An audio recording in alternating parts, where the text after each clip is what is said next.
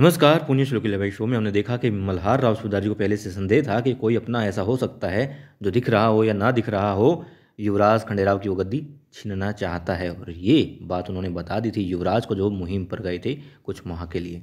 तब अब युवराज को सचेत करके गए थे कि सचेत रहें और देख करके रहें कि हाँ कौन ऐसा हो सकता है, अपना हो सकता है या पराया हो सकता है, कौन हो सकता है। मगर अब जब मल्हार राव सूबेदार जी आ गए हैं वापस और युवराज खंडेराव इस बात को समझने में असमर्थ रहे, तो आते ही उन्होंने बता दिया। इस तरीके की बात हुई, सवालात हुए, जवाब हुए कि युवराज खंडेराव समझने की कोशिश करें और समझ भी जाएं कि हाँ गुन्नू जी ही वो शख्स हैं जो उनकी गद्दी के पांव हिलाना चाहता है और युवराज को वहाँ से गिरा के खुद गद्दी पर बैठना चाहता है। इसलिए अब गुन्नू जी की क्लास लग रही है और मल्हार राव सूबेदार जी और युवराज खंडेराव साथ में गुन्नू जी होते हैं। और अब सूबेदार जी दस्तावेज देख रहे होते हैं, साथ में बात करते हैं गुन्नू जी उस विष प्रयोगी का क्या हुआ। अब गुन्नू जी हैरत में, विष प्रयोगी कौन, क्योंकि कोई हो तो याद आए उनको।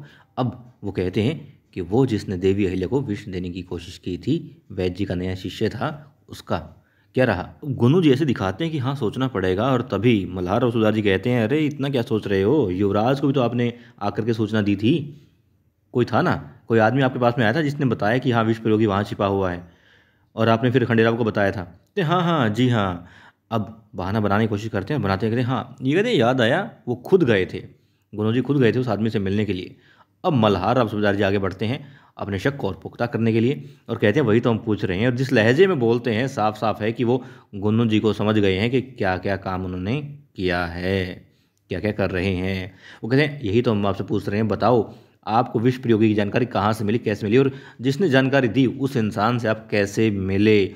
और इन सब बातों को जिस तरीके से युवराज खंडेराव सुन रहे होते हैं, देख रहे होते हैं गुन्नू जी की तरफ, उससे साफ लग रहा है कि वो समझ गए हैं कि गुन्नू जी ही वो इंसान है जो युवराज की गद्दी के पाँव हिलाना चाहता है, उन्हें गिरा करके खुद युवराज बनना चाहता है।